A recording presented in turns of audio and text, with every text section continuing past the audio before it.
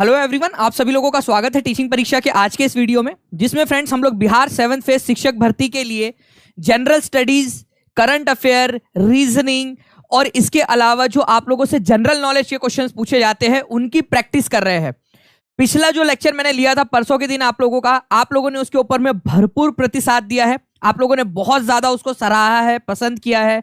आपके कमेंट से भी पता चल रहा था कि आप लोग इस तरह से और बहुत सारी चीजें पढ़ना चाहते हो, सीखना चाहते हो। तो फ्रेंड्स, उसी को आगे बढ़ाते हुए हम लोग यहाँ पर में जो है जल्दी जल्दी से आगे बढ़ते हैं। मैं देख पा रहा हूँ जैसे कि काफी सारे लोग हमारे साथ में यहाँ पर में जुड़ गए हैं और सेशन स्टार्ट करते ही हमारे यहाँ पर में 650 से ज्यादा लाइक्स आप लोगों ने कर दिए। फ्रेंड्स, आप सभी लोगों का बहुत बहुत धन्यवाद 650 प्लस लाइक्स करने के लिए। यही वो बच्चे हैं जिनके वजह से फ्रेंड्स फ्यूल मिल रहा है और ज्यादा मेहनत करने के लिए। ठीक है, तो थैंक यू वेरी मच, आप सभी लोगों का बहुत बहुत शुक्रिया।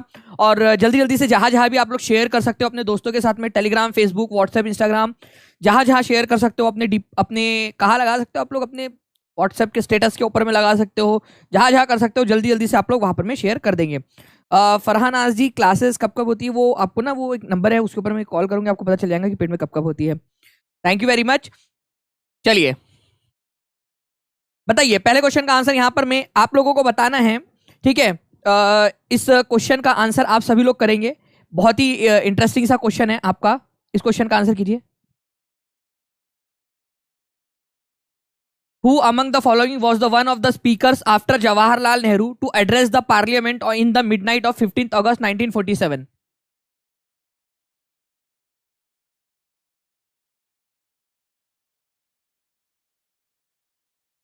पंडित जवाहरलाल नेहरू ने जो है सबसे पहले वहां पर में भाषण दिया था। आप लोगों को पता होना चाहिए फ्रेंड्स, 15 अगस्त 1947 को। ठीक है, उनका जो है वो भाषण बहुत ज्यादा फेमस हुआ था। पंडित जवाहरलाल नेहरू का जो भाषण था वो बहुत ज्यादा फेमस हुआ था। अगर आप लोगों को पता हो तो ट्रिस्ट विथ डेस्टिनी करके उन्होंने भाषण दिया था। एक बहुत ही फेमस भाषण है उनका, ट्रिस्ट विथ डेस्टिनी। तो उसके जस्ट बाद किसने भाषण दिया था, ये क्वेश्चन आप लोगों से पूछा जा रहा है यहाँ पर में। तो आप लोगों का आंसर होगा डॉक्टर सर्वपल्ली राधाकृष्णन। ठीक है, डॉक्टर सर्वपल्ली राधाकृष्णन। तो आप लोग प्लीज इसको याद रखेंगे। Answer is option number 3। पहली बात तो ये याद रखना है आप लोगों ने, सबसे पहली बात तो कि भाषण किसने दिया था। सबसे पहले 15 अगस्त 1947 को आधी रात में, रात के 12 बजे भाषण दिया था। ट्रिस्ट विथ डेस्टिनी करके उसका आंसर था, ट्रिस्ट विथ डेस्टिनी। ठीक है, उसके बाद में हमारे भाषण देने वाले लोगों में कौन थे, वो थे डॉक्टर सर्वपल्ली राधाकृष्णन। उन्होंने दिया था यहाँ पर में, ये याद रखना है आप लोगों ने। ओके, चलिए। With which of the following among is Aruna Asaf Ali associated? Aruna Asaf Ali, इनको जो है फ्रेंड्स आप लोग किस नाम से जानते हो? अरुणा आसफ अली के नाम से ही जानते हो, ऑब्वियस सी बात है, उनका नाम है। लेकिन फ्रेंड्स आप लोग इनको एक और नाम से जानते हो। इनको आप लोग जानते हैं हीरोइन ऑफ क्या? यहां पर मैं आप लोगों का नाम हो जाएगा यहाँ पर में क्लियर, बताओ।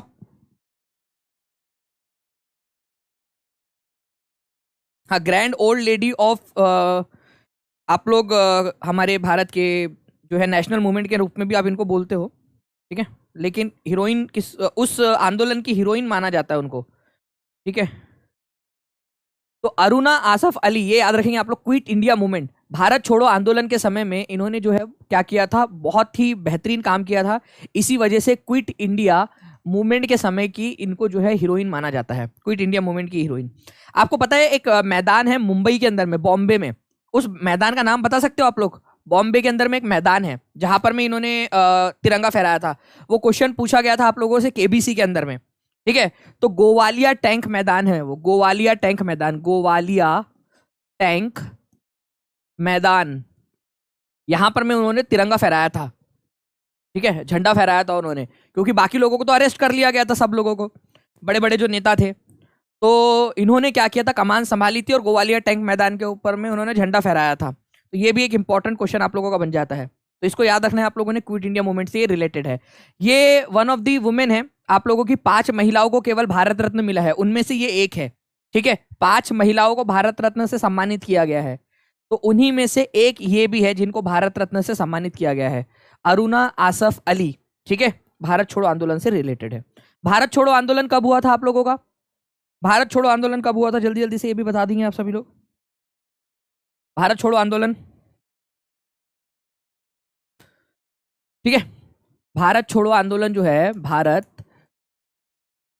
छोड़ो आंदोलन जो है आप लोगों का, ये हुआ था आप लोगों का 1942 में। आप लोग बताओ मुझे जल्दी से, उस समय में भारत के वायसराय कौन थे? भारत के वायसराय कौन थे? जल्दी बताओ, भारत छोड़ो आंदोलन के समय में वायसराय कौन थे? ये आप लोगों को याद करवाया था मैंने, थोड़ा तो कुछ तो हिंट लगाओ।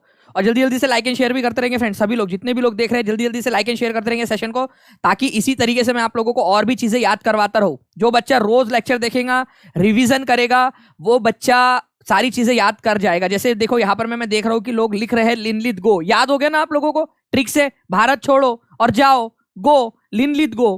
तो आप देखो कितना आसानी से आप लोगों को याद हो गया, लिनलित गो, ठीक है, लिन लिथ गो, ये याद हो गया आप लोगों को, बिल्कुल सिंपल सी बात है ना। चलिए आगे बढ़ते हैं हम लोग फ्रेंड्स, यहां पर मैं हमारे नेक्स्ट क्वेश्चन के साथ में। तो 8 अगस्त 1942 को जो है, यहां पर मैं आप लोगों को याद रखना है कि भारत छोड़ो आंदोलन का जो हम लोगों ने नारा दिया था, उसके अंदर में अरुणा आसफ अली का बहुत बड़ा एक इंपॉर्टेंट रोल था। वैसे क्विट इंडिया का नारा दिया किसने था, मतलब एक्चुअल में क्विट इंडिया शब्द पहली बार किसने इस्तेमाल किया था, ये भी अपने आप में एक इंपॉर्टेंट क्वेश्चन है, ठीक है। चलिए उसको भी हम लोग देखेंगे। Who among the following introduced the doctrine of lapse? निम्नलिखित में से किसने हड़प नीति की शुरुआत की थी? अब आप लोगों को यहां पर मैं जब मैंने पूछा कि क्विट इंडिया मूवमेंट का नारा दिया किसने था, ठीक है, तो कुछ लोग ही यहां पर मैं आंसर लिख पा रहे, कुछ लोगों के दिमाग में याद रहूंगा यार कुछ तो बताया था सर ने, यूसुफ मेहर अली, मेहर यूसुफ, ऐसा कुछ तो बताया था। तो इसीलिए कहता हूं कि रिवीजन बहुत ज्यादा जरूरी है आप लोगों की, ठीक है। तो रिवीजन के लिए मैं आप लोगों को वो क्वेश्चन फिर से करवाऊंगा अभी उसी तरीके का। एक डॉक्ट्राइन ऑफ लैप्स या हड़प की नीति की मतलब, जिस भी राजा का अपना खुद का पर्सनल प्राइवेट बच्चा बेटा नहीं है, खुद का अपना होना चाहिए, पर्सनल होना चाहिए, प्राइवेट मतलब खुद का होना चाहिए, नेचुरल बेटा अगर आपका नहीं है तो आपके राज्य को अंग्रेज राज्य हड़प लेंगे। अगर आपके पास में खुद का नहीं है, आप गोद नहीं ले सकते, आप गोद नहीं ले सकते किसी को, ठीक है। तो ये लॉर्ड डलहाउजी लेकर आया थे, लॉर्ड डलहाउजी 1948 के अंदर में, ये याद रखना आप लोगों ने, 1848 के अंदर में, 1848 के अंदर में। और पहला राज्य कौन सा था जो हड़प की नीति के तहत हड़प लिया गया था? पहला राज्य जो डलहाउजी ने हड़प लिया था, वो भी बता सकते हो आप लोग, हड़प की नीति के तहत हड़प लिया गया था, हड़प की नीति के तहत हड़प लिया गया था पहला राज्य, बहुत इंपॉर्टेंट याद रखना है फ्रेंड्स आप लोगों ने, सातारा, सातारा था, महाराष्ट्र का सातारा, ओके। इसको हड़प लिया गया था क्योंकि वहां के जो छत्रपति थे, ठीक है, उनके पास में अपना खुद का बच्चा नहीं था, खुद का बेटा नहीं था। वो बोल रहे थे कि गोद लेकर काम चला लेता हूं, तो मना कर दिया गया था, बोला नहीं गोद लेकर नहीं चलेगा, अपना होना चाहिए, ठीक है। तुमको किसने बोला था कि जाओ करके यहाँ पर मैं दरबार में जाके नाच देखो, ओके शुरू किया जाए करके। अरे भाई मैडम के साथ में बिताते समय थोड़ा सा, इतनी सारी मैडम है, तो कुछ बात तो उन लोगों की भी सही है थोड़ी सी, मतलब वैसे गोद लेके भी चल जाता है, लेकिन फिर भी। तो डॉक्ट्राइन ऑफ लैप्स जो है फ्रेंड्स, ये याद रखना है, उससे रिलेटेड है। वुड्स डिस्पैच इसी के समय में आया था, चार्ल्स वुड करके एक व्यक्ति थे, ठीक है, ईस्ट इंडिया कंपनी के चेयरमैन उधर लंदन में। उन्होंने भारत के एजुकेशन के लिए कुछ सुझाव दिए थे, उसको वुड्स डिस्पैच कहा जाता है, एजुकेशन से रिलेटेड है, ये याद रखना है आप लोगों ने। वुड्स डिस्पैच आप लोगों का, पहली रेलवे लाइन इन्हीं के समय में बिछाई गई थी। टेलीग्राफ, ठीक है, टेलीग्राफ की जो लाइन है आप लोगों की, जिसको आप लोग तार बोलते हो, तार, वो तार बिछाए गए थे, उसके मदद से संदेश भेजे जाते थे फास्ट एकदम। तो ये सारी की सारी चीजें जो है वो डलहौजी के समय में हुई थी, ये याद रखना है आप लोगों ने, ओके। चलिए उसके बाद में फ्रेंड्स आप लोगों को बताना है, first factory act in India to improve labour condition was introduce under the viceroyship of. श्रम की स्थितियों में सुधार लाने के लिए भारत में पहला कारखाना अधिनियम किसके समय में लाया गया था? आप लोगों को लगता है कि अंग्रेजों के समय में केवल खराब खराब चीजें हुई है, कुछ अच्छी चीजें भी हुई थी फ्रेंड्स। जब भारत के जो श्रमिक लोग थे उन लोगों की कंडीशन को सुधारने के लिए काम किया गया। तो भारत के श्रमिकों की कंडीशन को सुधारने के लिए पहला जो है आप लोगों को बताना है कि श्रम एक्ट किसने लेकर आया था, श्रम कानून।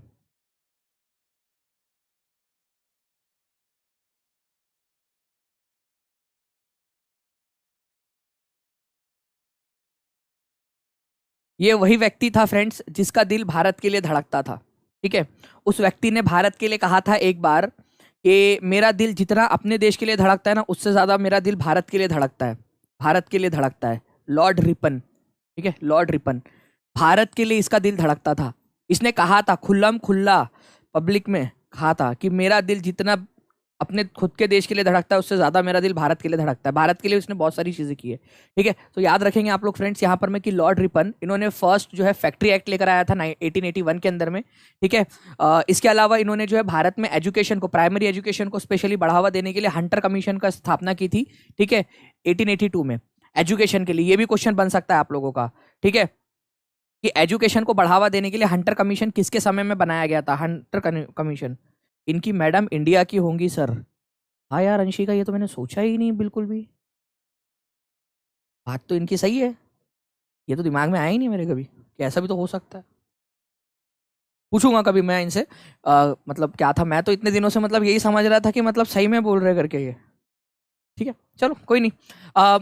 तो प्राइमरी एजुकेशन के लिए याद रखना है फ्रेंड्स, यहाँ पर मैं प्राइमरी एजुकेशन के लिए इन्होंने जो है हंटर कमीशन की स्थापना की थी। हंटर कमीशन कब आया, कब स्थापित किया गया था, ये भी याद रखना है आप लोगों ने। एक हंटर कमीशन और बना था, हंटर कमीशन वो बना था आप लोगों का 1919 में।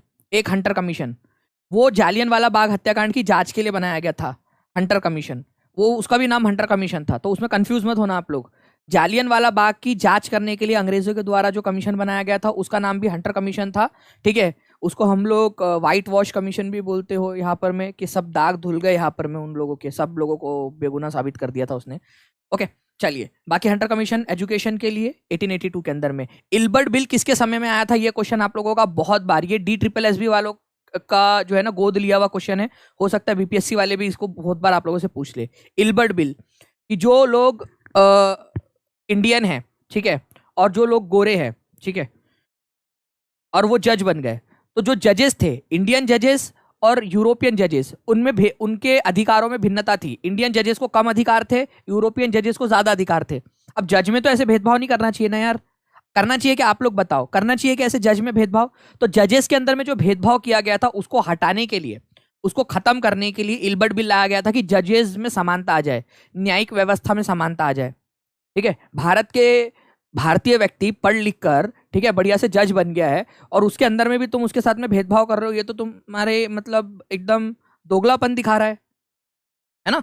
तो उसको खत्म करने के लिए इल्बर्ट बिल लाया था इसने, लेकिन इल्बर्ट बिल को वापस लेना पड़ा, ठीक है, इल्बर्ट बिल को वापस लेना पड़ा था, ये आप लोगों को याद रखना है, इल्बर्ट बिल को, ठीक है। चलिए, ये वाला पॉइंट इनके समय का नहीं है। The age of entry of civil services, ये वाला जो है ये लिटन के समय का है, लिटन के समय का है। ओके चलिए, कि एक जो है यहाँ पर में, हाँ, एक यहाँ पर में इन्होंने क्या किया था, इसका उल्टा हुआ था लिटन के समय में। इन्होंने क्या किया था, 19 साल से बढ़ाकर जो एज है उसको 21 साल कर दिया था, कि 21 साल तक आप दे सकते हो करके। लॉर्ड लिटन ने क्या किया था, लिटन ने जो है इसको वापस से 21 से घटा के 19 साल कर दिया था। तो ये याद रखना है कि सिविल सर्विसेज की एंट्री की एज उसने जो है 21 साल तक कर दी थी, ताकि भारतीय लोग उसके अंदर में ज्यादा से ज्यादा मौका ले सके, ज्यादा से ज्यादा जो है उसके अंदर में पार्टिसिपेट कर सके। बट इनके बाद में जो आया लॉर्ड लिटन, वो बड़ा beep beep beep beep beep beep beep beep beep, ठीक है।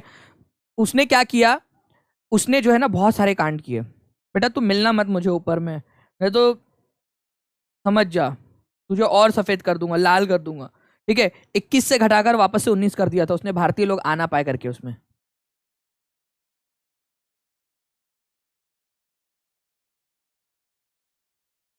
सर उस टाइम क्या सिलेबस था, अल्तमश आरफी आप करोगे क्या उस समय जाके, उस समय में जा नहीं सकते, टाइम मशीन अब तक बनी नहीं है।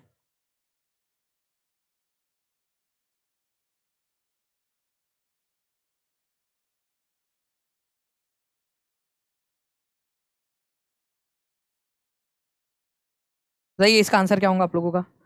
Who among the following was the viceroy of British India at the time of second round table conference, ठीक है। सेकेंड राउंड टेबल कॉन्फ्रेंस के तरफ में भारत का वाइसराय कौन था। देखिए फ्रेंड्स, भारत के वाइसराय की अगर मैं बात करूं आप लोगों से, 1930 के अंदर में पहला आप लोगों का फर्स्ट राउंड टेबल कॉन्फ्रेंस हुआ था, 1931 के अंदर में दूसरा राउंड टेबल कॉन्फ्रेंस हुआ, और 1932 में तीसरा राउंड टेबल कॉन्फ्रेंस हुआ, थर्ड वाला राउंड टेबल कॉन्फ्रेंस हुआ था आप लोगों का, ठीक है।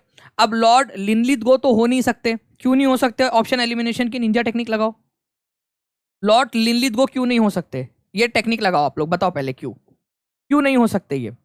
क्योंकि लॉर्ड लिनलिथगो तो 1942 में थे, 1942 में थे, अब इतना लंबा तो बनेंगे नहीं वो, तो इसको तो ये आंसर हो नहीं सकता आप लोगों का, ठीक है, ये हो नहीं सकता आपका। तो आप लोगों ने एक ऑप्शन को एलिमिनेट कर दिया, एक ऑप्शन को आप लोगों ने एलिमिनेट कर दिया। उसके बाद में फ्रेंड्स लॉर्ड इरविन जो है ना, ये जो है आपके 1931 तक थे, 1931 तक जो है यहाँ पर में, जब सेकेंड राउंड टेबल कॉन्फ्रेंस होने वाली थी उसके जस्ट थोड़ी देर पहले तक। उसके बाद में लॉर्ड विलिंगडन, ठीक है, लॉर्ड विलिंगडन जो है 1931 के अंदर में वायसराय बन गए थे दूसरी राउंड टेबल कॉन्फ्रेंस तक। तो फर्स्ट राउंड टेबल कॉन्फ्रेंस जो हुई थी 1930 में, उस समय में लॉर्ड इरविन थे, लेकिन 1931 में जब सेकेंड राउंड टेबल कॉन्फ्रेंस हो रही थी तो लॉर्ड विलिंगडन जो है, विलिंगडॉन, ये बन गए थे आप लोगों ने, ये याद रखना है आप लोगों ने, लॉर्ड विलिंगडॉन, ये याद रखेंगे आप लोग, इंपॉर्टेंट है आप लोगों का, ठीक है। तो मैं आप लोगों को बता दूं कि 1931 तक, 1926 से 1931 तक लॉर्ड इरविन थे। तो सिविल डिसोबीडियंस मूवमेंट, जब गांधी जी ने दांडी मार्च निकाला था, उस समय में कौन था, ठीक है, उस समय में कौन था भारत का वायसराय, उस समय में भारत का वायसराय था लॉर्ड इरविन, ठीक है।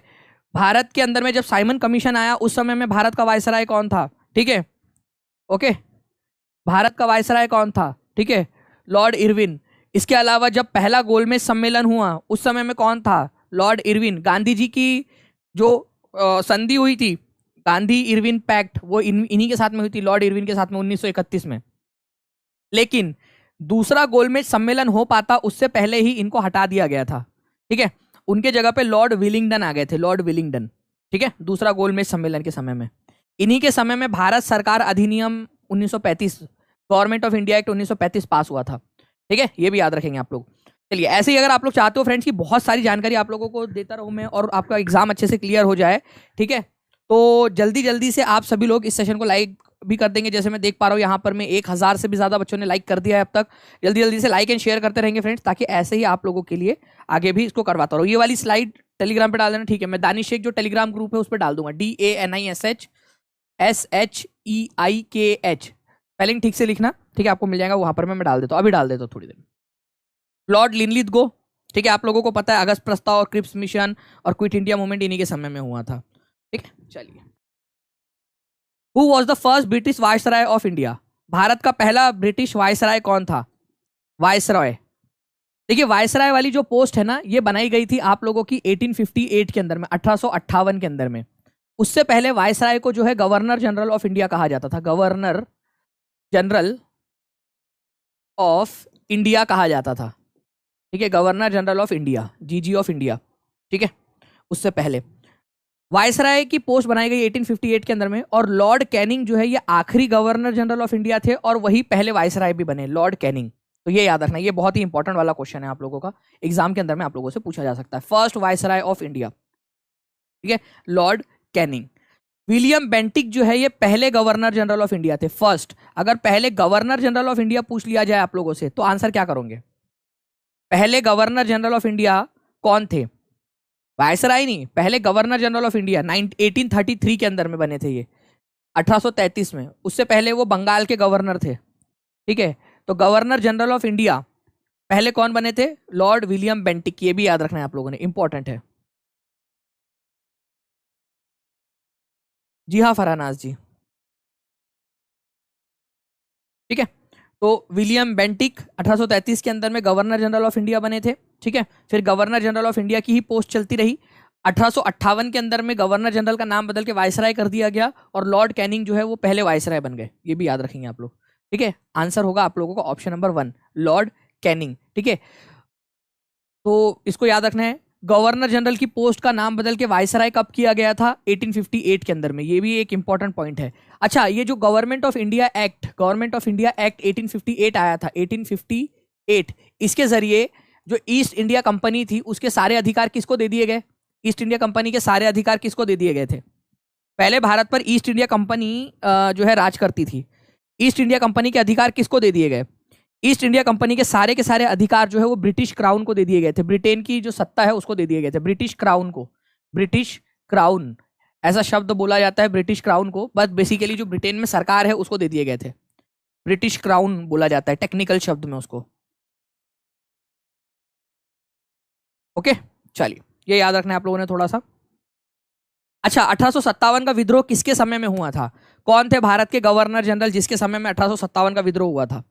ये भी क्वेश्चन बन सकता है आप लोगों का कि 1857 के विद्रोह के समय में कौन भारत के, ठीक है, गवर्नर जनरल थे। वायसराय वाली पोस्ट तो थी नहीं उस समय में। अगर आप चाहते हो फ्रेंड कि ऐसे ही आप लोगों को पढ़ाता रहूं मैं, बहुत सारा एक एक क्वेश्चन का बहुत सारी जानकारी आप लोगों को देता रहूं एक एक क्वेश्चन के अंदर में, तो जल्दी जल्दी से सभी के सभी लोग, जितने भी लोग देख रहे हैं यहाँ पर, मैं 1200 से ज्यादा लाइक आप लोगों ने कर दिए, जल्दी जल्दी से 1500 से ज्यादा लाइक करने, और सभी लोग एक एक बार शेयर कर देंगे। सभी लोग, जितने लोग देख रहे हैं,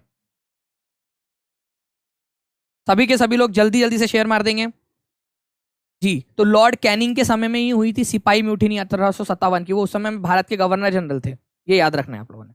1857 का विद्रोह इन्हीं के समय में हुआ था, यही थे गवर्नर जनरल। फिर बाद में इन्हीं को बाद में वायसराय भी बना दिया गया था 1858 में। ठीक है, व्यापगत के सिद्धांत, डॉक्ट्राइन ऑफ लैब से कौन रिलेटेड है? जो हड़प लेते थे, व्यापगत का सिद्धांत या हड़प की नीति, जिसमें अगर आपका अपना पर्सनल प्राइवेट खुद का बेटा नहीं है, खुद का पर्सनल बेटा नहीं है, नेचुरल वाला, तो आपको क्या किया जाएगा? आपके राज्य को हड़प लिया जाएगा। जो लोग पूछ रहे हैं कि पेड कोर्स में कैसे आए, तो देखिए 76 76 11 101 101, ठीक है। उसके बाद में फ्रेंड्स आप लोगों का 9697 888 444, ठीक है, ये नंबर भी है आप लोगों का। इसके ऊपर में भी आप लोग इसके ऊपर में भी आप लोग कॉल करके जानकारी ले सकते हो। 76 11 101 101, ठीक है, 76 11 101 101 इस नंबर पे, या फिर 9697 888 444 इस नंबर पे आप लोग कॉल करके जानकारी ले सकते हो। या फिर टीचिंग परीक्षा का ऐप डाउनलोड कर लो आप लोग, उस पर भी आपको मिल जाएगी जानकारी, ठीक है। उसके ऊपर में भी जानकारी आप लोगों को मिल जाएगी कि कैसे आप लोग ज्वाइन कर सकते हो। जो जो बच्चे ज्वाइन किए हुए हैं उन लोगों का यहाँ पर मैं कोशिश की जा रही है कि सिलेक्शन उन लोगों का हो, तो जल्दी से ही उसका सब्सक्रिप्शन का जो टाइम है वो बंद कर दिया जाएगा, ताकि जो बच्चे खरीद चुके हैं बस उन्हीं के ऊपर में ध्यान देकर उन्हीं के सिलेक्शन के ऊपर में ज्यादा से ज्यादा फोकस किया जाए। तो व्यापगत का जो सिद्धांत है आप लोगों का, ठीक है, व्यापगत का जो सिद्धांत है ये आपका डल हाउसी लेकर आया था, लॉर्ड डल हाउसी, ठीक है, लॉर्ड डल हाउसी आप लोगों का, ठीक है। ये लॉर्ड डल हाउसी ने 1848 में इसको लेकर आया था। पहला कौन सा राज्य था जिसको डल हाउसी ने हड़प लिया था, हड़प की नीति के तहत, तो आप लोग बताएंगे मुझे, ठीक है। तो आंसर होगा आप लोगों का ऑप्शन नंबर 3। और सातारा जो है फ्रेंड्स पहला राज्य था आप लोगों का जिसको हड़पा गया था, ये भी याद रखेंगे आप लोग, सातारा, ठीक है। वर्नाकुलर प्रेस एक्ट कौन लेकर आया था? Vernacular press act, vernacular press act. Vernacular का मतलब होता है फ्रेंड्स देसी या रियासती, आप लोगों की रियासती या रियासती बेसिकली मतलब लोकल, आप लोगों का लोकल जो होता है उसको वर्नाकुलर कहा जाता है। तो भारतीय भाषा, जो भारत की लोकल भाषा थी, हिंदी, मराठी, गुजराती, बंगाली, तमिल, ठीक है, तेलुगु, ये सब जो भाषाएं थी, इन भाषाओं के अखबारों पर प्रतिबंध लगा दिया गया था कि भाई ये भाषाओं के अखबार अंग्रेजों के खिलाफ कुछ नहीं छाप सकते। अगर अंग्रेजों के खिलाफ कुछ छापना है तो पहले अंग्रेजों को दिखाना पड़ेगा, तभी वो छाप सकते हैं। अगर उन्होंने अंग्रेजों के बताए बिना कुछ भी छापा तो उन लोगों के प्रेस को सीज कर दिया जाएगा। बेसिकली जो भी क्रिटिक है उनको शांत कराने की कोशिश थी ये। तो लॉर्ड लिटन ने एक किया था, ये याद रखना आप लोगों ने, लॉर्ड लिटन ने, ठीक है, 1878 के अंदर में, ओके। वर्नाकुलर प्रेस एक्ट, तो आंसर आप लोगों को ऑप्शन नंबर 2 हो जाएगा। तो vernacular press act Lord Lytton के समय में आया था, ये याद रखना है आप लोगों ने। आर्म्स एक्ट भी जो है लॉर्ड लिटन ने ही लेकर आए थे, आर्म्स एक्ट, ठीक है, लॉर्ड लिटन ने। तो जो भी भारतीय भाषाओं के अखबार थे, भारतीय भाषाओं में जो छपते थे, उनके ऊपर में प्रतिबंध लगाने की यहाँ पर कोशिश की गई थी। इंपॉर्टेंट पॉइंट याद रखना है सभी लोगों ने, ठीक है। चलिए नेक्स्ट क्वेश्चन, भारत के निम्नलिखित राज्यों में से ब्रह्मपुत्र नदी कहाँ से होकर बहती है? ये बताओ आप लोग, निम्नलिखित राज्यों में से ब्रह्मपुत्र नदी कहाँ से होकर बहती है? जल्दी जल्दी से बताते जाएंगे आप लोग। वीडियो धुंधला आ रहा है ऐसा तो नहीं है यार, मेरी तरफ में तो ठीक से आ रहा है एकदम।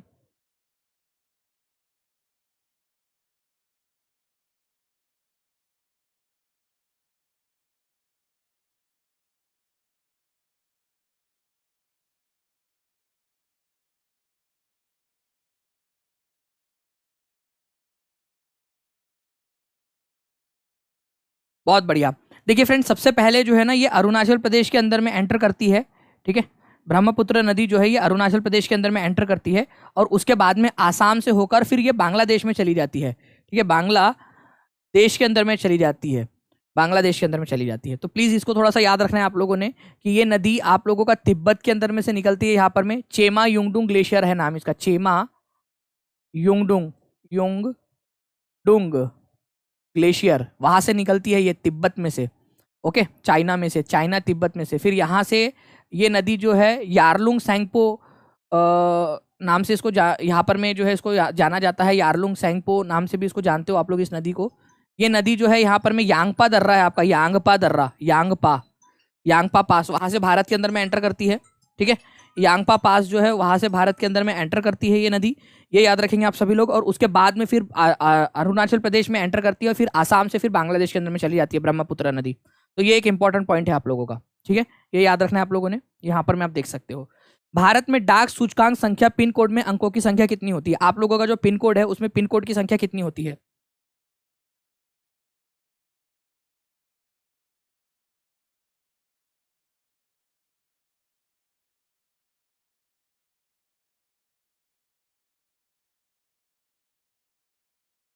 जल्दी से बताइए आप लोग यहाँ पर में इसका आंसर क्या होगा? भारत में डाक सूचकांक संख्या पिन कोड जिसको आप लोग बोलते हो उसमें कितने अंक होते हैं? ठीक है, तो उसके अंदर में 6 अंक होते हैं फ्रेंड्स, ये याद रखना है आप लोगों ने। ये जो 6 अंक होते हैं इसमें भी आप लोगों का क्या होता है, ये जो पहला नंबर होता है आपका, ये जोन बताता है या रीजन बताता है कि कौन से इलाके में आप रहते हो। भारत को अलग अलग 6 जोन में बांटा गया है, ठीक है, 1 2 3 4 5। तो आप कौन से जोन में आते हो वो आप लोगों का यहाँ पर में इससे पता चलता है आप लोगों का कि भाई कौन से जोन के अंदर में हो आप, ठीक है, कौन से जोन में हो। जैसे कि आप लोग यहाँ पर में देख भी पा रहे होंगे, आई थिंक एक दिखाता हूँ आप लोगों को कि कौन सा जोन, अलग अलग जोन जो है उनके अलग अलग नंबर है। जैसे यहाँ पर में मध्य प्रदेश, छत्तीसगढ़, महाराष्ट्र जो है आप लोगों का यहाँ पर में 4 से स्टार्ट होता है आप लोगों का, यहाँ पर में 4 से, ठीक है। यहाँ पर में आप देखो 3 से स्टार्ट होगा, यहाँ पर में इधर वालों में आप लोग देखोगे कि यहाँ पर में ऊपर में 1 से स्टार्ट होता है, दिल्ली का ऊपर का पूरा, ठीक है। यूपी वाला जितना भी है, यूपी का आप लोगों का 2 से स्टार्ट होता है, यूपी उत्तराखंड का। बिहार वाला जो है आप लोगों का 8 से स्टार्ट होता है। आपका पिन कोड क्या है? आपका पिन कोड क्या है? 8 से स्टार्ट हो रहा है ना आपका, तो आप देखो यहाँ पर में 80 से लेकर 884 तक का आप लोगों का जितना भी है ये आपका है। तो पहले 2 डिजिट जो है आप लोगों के फ्रेंड्स वो क्या करते हैं आपके, वो दिखाते हैं कि आपका पहला जो है आपका वो रीजन दिखाता है और दूसरा वाला सब रीजन दिखाता है। सब रीजन मतलब उस इलाके में भी कौन से वाले इलाके में डालना है आपका पोस्ट। तो आप लोगों को मान लीजिए चिट्ठी लिखा मैंने आपको, चिट्ठी लिखा, अरे भूकंपीय जोन नहीं है भाई, पिन कोड जोन में भूकंप के जोन कहाँ से आ गए? भूकंप के जोन अलग है, ये पिन कोड के जोन की बात हो रही है। तो जो भी आपका इलाका है, ठीक है, जो भी आपका जोन है सबसे पहले वो, फिर सब रीजन मतलब उस इलाके में भी, उस जोन में भी कौन से इलाके में डालना है उसको भी आपको बांटा गया अलग अलग। फिर उसके बाद में यहाँ पर में आप लोग देख सकते हो फ्रेंड्स की डिस्ट्रिक्ट बताता है, जो तीसरा वाला जो है ना आप लोगों का नंबर, वो डिस्ट्रिक्ट बताता है कौन सा वाला डिस्ट्रिक्ट है। और फिर आपके आखिरी के 3 डिजिट बताते हैं कि कौन उस डिस्ट्रिक्ट का कौन से नंबर का पोस्ट ऑफिस, कौन से नंबर का पोस्ट ऑफिस, ठीक है, ये याद रखना है आप लोगों ने, कौन से नंबर का पोस्ट ऑफिस। तो ये याद रखेंगे आप लोग। पहला वाला रीजन बताता है, दूसरा वाला सब रीजन बताता है, उस रीजन के अंदर में भी कौन से इलाके में भेजना है चिट्ठी। तीसरा वाला आप लोगों को बताता है डिस्ट्रिक्ट, कौन से डिस्ट्रिक्ट में भेजना है। और आखिरी के 3 जो है आप लोगों का ये पोस्ट ऑफिस को डिसाइड करते हैं कि पोस्ट ऑफिस कौन सा है, ठीक है, पोस्ट ऑफिस कौन सा है। तो यहाँ पर मैं क्वेश्चन पहले इसको देख लेते हैं हम लोग इस क्वेश्चन में कि कितने नंबर होते हैं। तो 6 नंबर होते हैं आप लोगों के, ठीक है, ये याद रखना है आप लोगों ने, ओके, 6 नंबर होते हैं। आज पहली बार पता चला, चलो बहुत अच्छी बात है। कोई बहुत सारी चीज होती है जो पहली बार पता चलती है जिंदगी में।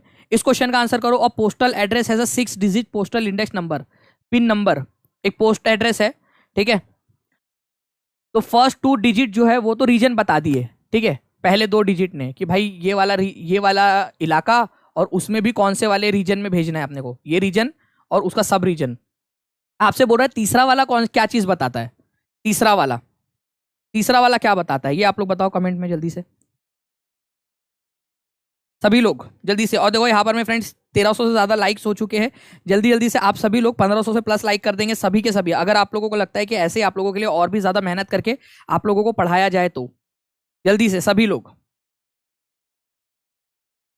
वेरी गुड फ्रेंड, डिस्ट्रिक्ट, ठीक है। तो आप लोगों को पता है कि डिस्ट्रिक्ट जो है, सॉर्टिंग डिस्ट्रिक्ट जो भी डिस्ट्रिक्ट है वो दर्शाता है। और बचे हुए जो 3 है वो फिर पोस्ट ऑफिस बताते हैं आपके कि पोस्ट ऑफिस कौन सा है, कौन से पोस्ट ऑफिस में भेजना है उस डिस्ट्रिक्ट के। तो ये जो तीसरे नंबर वाला है वो आप लोगों का क्या करता है, डिस्ट्रिक्ट बताता है, ये याद रखना है आप लोगों ने, डिस्ट्रिक्ट। तो ये जो 3rd नंबर का है वो डिस्ट्रिक्ट निकालता है आपका कि सॉर्टिंग डिस्ट्रिक्ट कौन सा है आपका, ठीक है।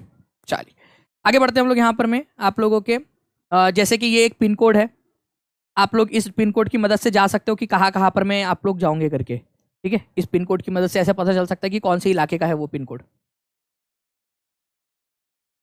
नाउ फ्रेंड्स, वेलक्रो का उपयोग बहुत सी चीज़ों का उपयोग बहुत सी चीज़ों को चिपकाने में किया जाता है। तो वेलक्रो का आविष्कार किसने किया था? ठीक है, प्रकृति से प्रेरणा लेकर वेलक्रो का जो है आविष्कार किसने किया था?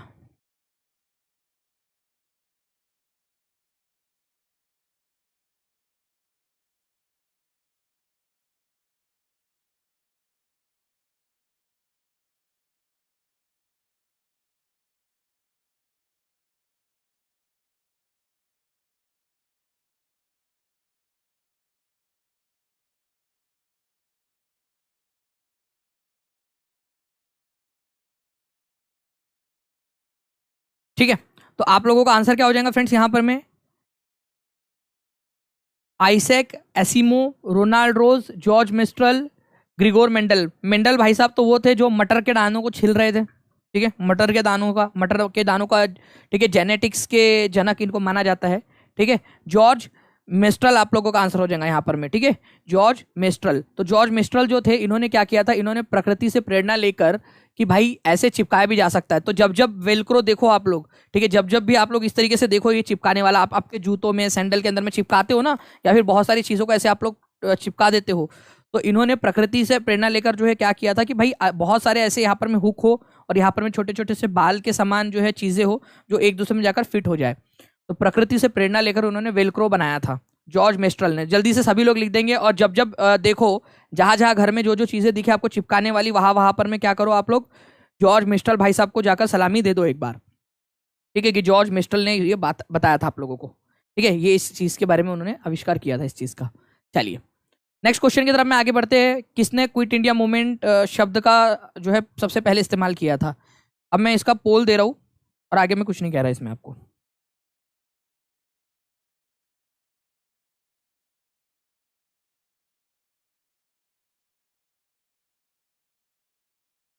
देखते हैं कितने लोगों ने रिवीजन किया है इस चीज को। रिवीजन इज द की, ये याद रखना है आप लोगों ने।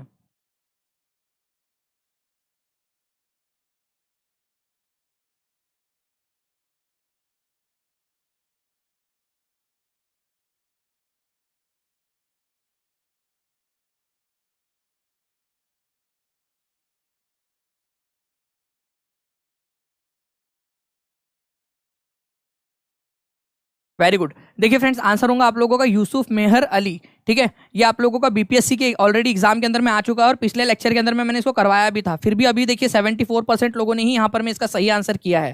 ठीक है, और ए अभी भी यहाँ पर में 18% लोग, 17% लोग ऐसे हैं जिन्होंने ए आंसर लगाया है, 5% लोग ऐसे हैं जिन्होंने बी आंसर लगाया है, और अरुणा आसफ अली वाले लोग भी है यहाँ पर में।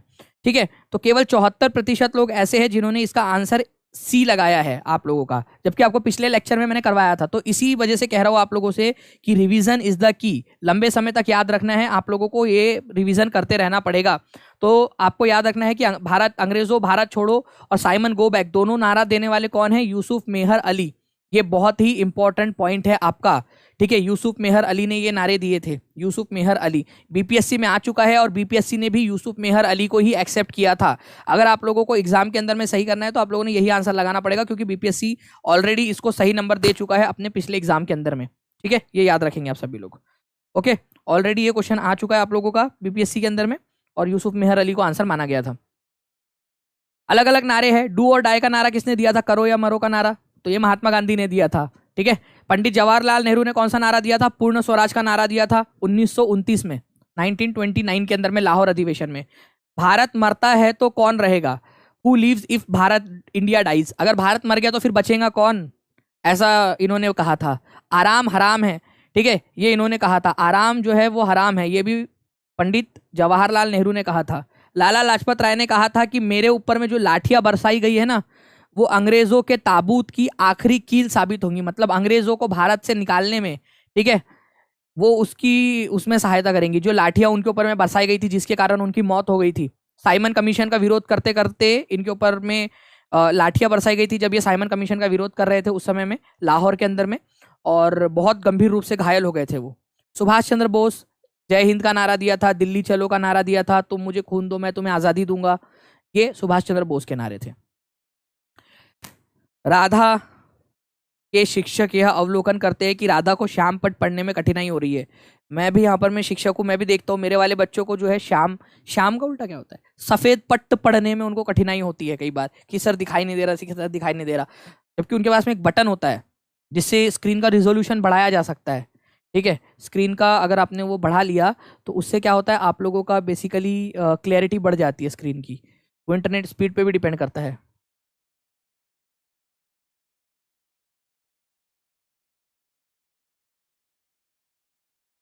अगर बोले कि क्विट इंडिया मूवमेंट शुरू किसने किया, तो गांधी जी ने स्टार्ट किया था। ठीक है, गांधी जी उसके प्रणेता थे, उन्होंने ही करो या मरो का नारा देकर क्विट इंडिया मूवमेंट स्टार्ट किया था। बट भारत छोड़ो का नारा किसने दिया था ये बोला जाए, नारे की बात हो रही है यहाँ पर में, मूवमेंट की बात नहीं हो रही है।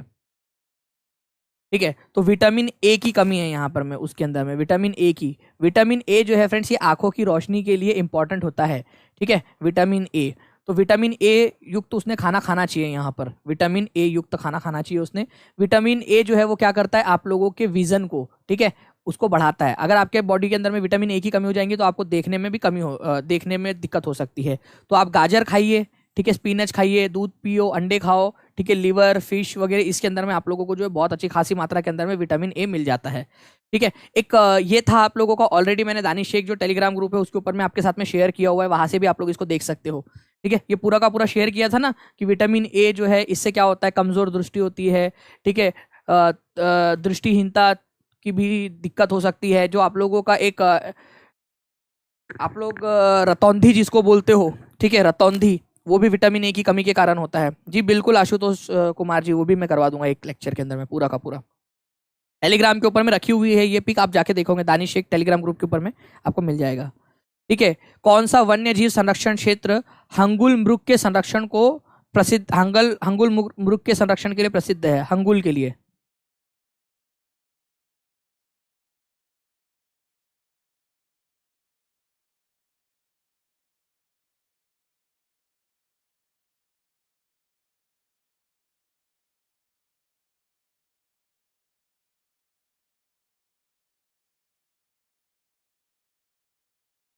वेरी गुड फ्रेंड्स, हंगुल, इसको कश्मीरी स्टैग भी बोला जाता है आप लोगों का।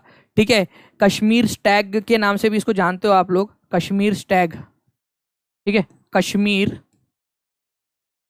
स्टैग के नाम से भी इसको जाना जाता है, कश्मीर स्टैग, हंगुल मृग आप लोगों का। ठीक है, हंगुल डियर। तो ये आप लोगों का दचीगम नेशनल पार्क जो कि जम्मू कश्मीर के अंदर में, वो इसके लिए फेमस है, ये याद रखना आप लोगों ने, Dachigam national park, Dachigam national park hangul के लिए बहुत ज्यादा फेमस है। वैसे अगर मैं आप लोगों से सरिस्का की बात करूं तो सरिस्का कहाँ पर में आप लोगों का, सरिस्का जो है राजस्थान के अंदर में, अलवर डिस्ट्रिक्ट के अंदर में सरिस्का, ये राजस्थान में है, राजस्थान में टाइगर्स के लिए फेमस है ये राजस्थान के अंदर में। जिम कॉर्बेट नेशनल पार्क जो है फ्रेंड्स ये भी टाइगर्स के लिए आप लोगों का, और ये उत्तराखंड के अंदर में है। ठीक है, उत्तराखंड के अंदर में, यूके उत्तराखंड के अंदर में। रानी खेत एक टूरिस्ट प्लेस है आप लोगों का, ये भी उत्तराखंड के अंदर में ही है, रानी खेत। ठीक है, उत्तराखंड के अंदर में एक टूरिस्ट प्लेस है, जो भी जिम कॉर्बेट जाता है रानी खेत घूमने जरूर जाता है। ओके, तो दचीगम नेशनल पार्क जो है आप लोगों का, ये क्या है फ्रेंड्स, ये आप लोगों की एक ऐसी वाइल्ड लाइफ सेंचुरी आप लोगों की जो हंगुल डियर के लिए फेमस है, हंगुल के लिए, कश्मीर स्टैग को संरक्षित करने के लिए। कश्मीर स्टैग इनकी संख्या बहुत ज्यादा तेजी से कम हो रही है, और इनकी संख्या को बचाने के लिए आप लोगों को क्या करना पड़ेगा, इनको संरक्षण देना पड़ेगा। दचीगम नेशनल पार्क के अंदर में इनको संरक्षण दिया गया है, इंपॉर्टेंट पॉइंट है आप लोगों का। ठीक है, चलिए, जैसे कि मैं यहाँ पर मैं देख पा रहा हूँ फ्रेंड 1460 लाइक्स हो चुके हैं। जल्दी जल्दी से सभी लोग जल्दी से 1500 क्रॉस करवा देंगे, सभी अपनी अपनी रिस्पॉन्सिबिलिटी समझ के। ठीक है, चलो आगे बढ़ते हैं फ्रेंड्स। उसके अलावा यहाँ पर मैं आप देख सकते हो दचीगम आप लोगों को यहाँ पर मैं जम्मू कश्मीर में मिलेगा। राजाजी नेशनल पार्क और जिम कॉर्बेट नेशनल पार्क दोनों के दोनों कहाँ पर में आप लोगों के, ये आप लोगों को उत्तराखंड के अंदर में मिलेंगे। ठीक है, उत्तर प्रदेश के अंदर में कौन सा है, उत्तर प्रदेश के अंदर में केवल एक ही है, दुधवा नेशनल पार्क। और बिहार के अंदर में भी केवल एक नेशनल पार्क है, वो नाम कौन सा है बिहार के अंदर में, और कौन से जिले के अंदर में, बिहार में जो नेशनल पार्क है, केवल एक नेशनल पार्क है बिहार के अंदर में। नहीं, रामगंगा नेशनल पार्क उसको करने की योजना है, बट अभी किया नहीं है जिम कॉर्बेट नेशनल पार्क को। रामगंगा नदी के किनारे पे बहता है ये जो जिम कॉर्बेट नेशनल पार्क है ना, ये रामगंगा नदी जो है उसके पास में है, तो इसका नाम रामगंगा नेशनल पार्क करने की योजना है, बट अभी तक ऑफिशियली चेंज नहीं किया है उन्होंने। बिहार के अंदर में केवल एक ही नेशनल पार्क है आप लोगों का, वो है आपका, ठीक है, वाल्मीकि नेशनल पार्क, वो भी पश्चिमी चंपारण जिले के अंदर में है। वाल्मीकि नेशनल पार्क पश्चिमी चंपारण के अंदर में। ठीक है, निम्न में से किसे भारतीय सिनेमा के क्षेत्र में उच्च पुरस्कार भारतीय सिनेमा का क्षेत्र में उच्च पुरस्कार दादा साहेब फाल्के पुरस्कार से सम्मानित किया गया है। दादा साहेब फाल्के पुरस्कार से सम्मानित किया गया है।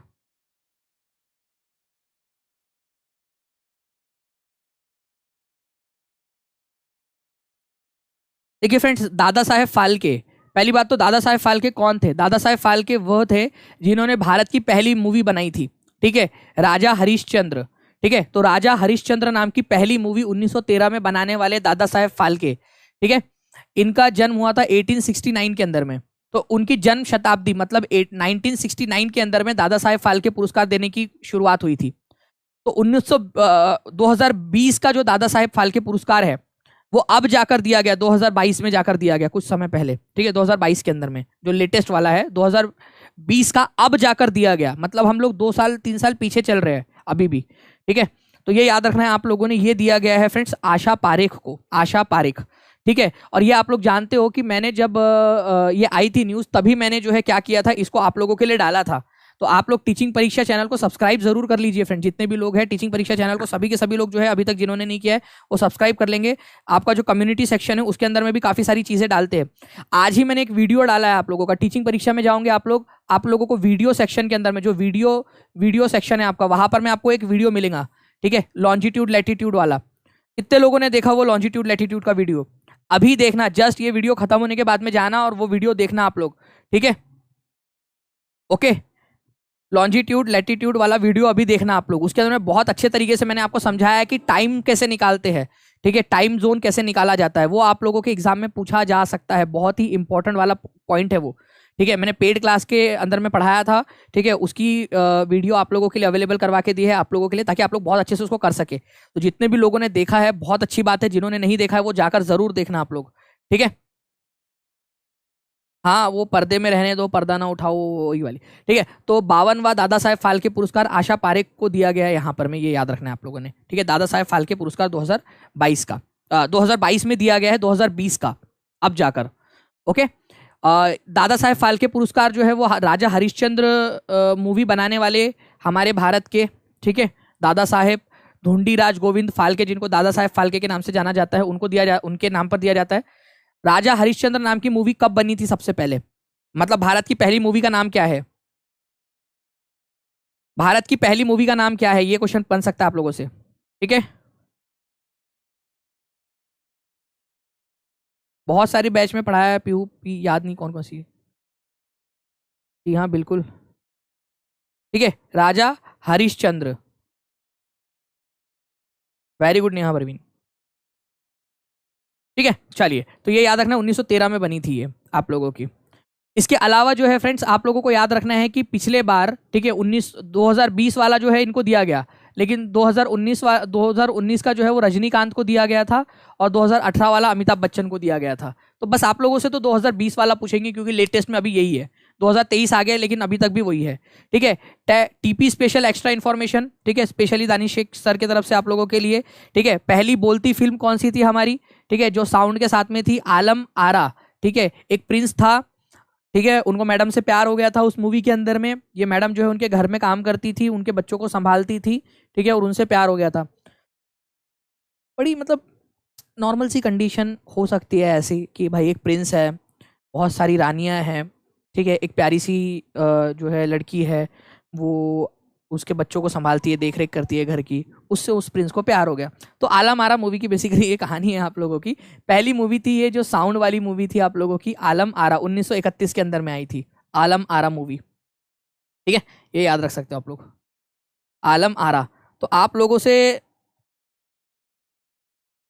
ओके, आप लोगों को याद रखना है कि पहली मूवी का नाम था राजा हरिश्चंद्र, भारतीय मूवी जो पूरी तरह से भारत के व्यक्ति ने बनाई थी, और जो पहली साउंड, वो ये मूवी बोलती मूवी नहीं थी, मतलब इसमें आवाज नहीं थी, इसमें सिर्फ जो भी है वो हो रहा था बिना बोले वाला काम, ठीक है। और यहाँ पर में जो है फ्रेंड्स ये जो आला मारा थी इसके अंदर में आवाज भी थी साथ साथ में, ठीक है। हाँ, जो दूसरा गोलमेज सम्मेलन हुआ था उसके समय में, क्या बात है, मतलब मूवी में भी आप लोगों ने हिस्ट्री को घुसा दिया, मतलब आप अच्छे से याद हो गया आप लोगों को, ठीक है। पहली बोलती film Alam Ara. Now friends, मैं आप लोगों को बता दूं कि @बिहार परीक्षा बाय टीपी करके ये जो चैनल है इसको आप लोग सब्सक्राइब जरूर कर लेंगे, ठीक है। आई थिंक 23 आवर्स बचे, उसके बाद में हम लोग उसके ऊपर में भी लाइव जा सकते हैं। उसका जो टाइम लिमिट होता है ना चैनल बनाने के बाद में, तो उसमें भी फिर आप लोगों को जानकारी मिल सकती है।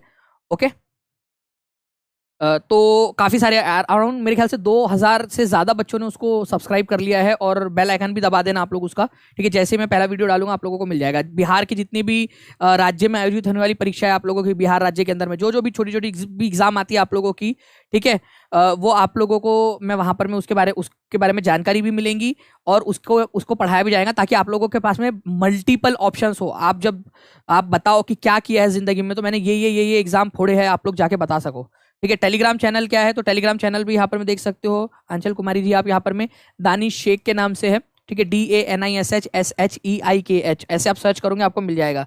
इसके अंदर में, ठीक है, 59,000 से ज्यादा बच्चे जुड़ चुके हैं, आप लोग भी यहाँ पर में जुड़ सकते हो, ठीक है। और इसके अंदर में वो जो मैंने अभी कहा था ना आप लोगों से, जो अभी थोड़ी देर पहले एक वो दिखाया था मैंने आपको, तो वो आप लोगों को दिखा दूंगा, वो वहां पर मैं डाल दूंगा मैं, ठीक है। वो कि किसने कौन सा नारा दिया था, वो वाली चीज में डाल दूंगा आप लोगों के लिए, ठीक है। इसमें आप कॉफी पी रहे हैं या पोस्ट के लिए रखा है? सच में कॉफी पी रहा था यार, कॉफी नहीं थी वो चाय थी, चाय पी रहा था, ठीक है। चलो, बाकी मिलते हैं हम लोग हमारे नेक्स्ट लेक्चर में, तब तक के लिए थैंक यू वेरी मच, ठीक है। आप लोग टीचिंग परीक्षा चैनल जो है फ्रेंड्स इसको सब्सक्राइब भी कर लेंगे, लेक्चर को लाइक जरूर कर दीजिए आप सभी लोग, और कमेंट करके भी मुझे बताना कि आप लोगों को लेक्चर कैसा लगा और कौन कौन सी चीजें जो आप लोग पढ़ना चाहते हो, ठीक है जी। मिलते हैं हम लोग हमारे नेक्स्ट लेक्चर में, तब तक के लिए thank you very much, take care and bye bye, God bless you all, thank you.